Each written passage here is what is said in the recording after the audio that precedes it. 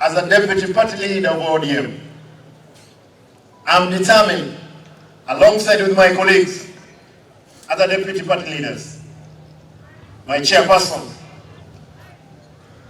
to make sure ODM remains the only party, the biggest party in the country. I'm happy that yesterday the president said he's going to make sure ODM remains to be the party.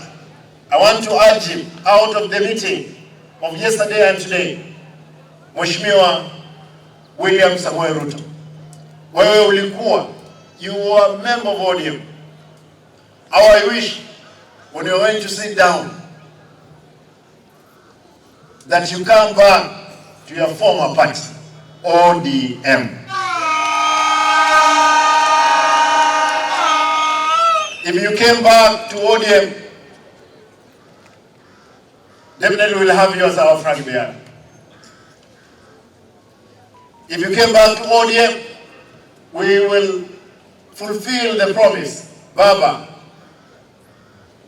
had a vision for.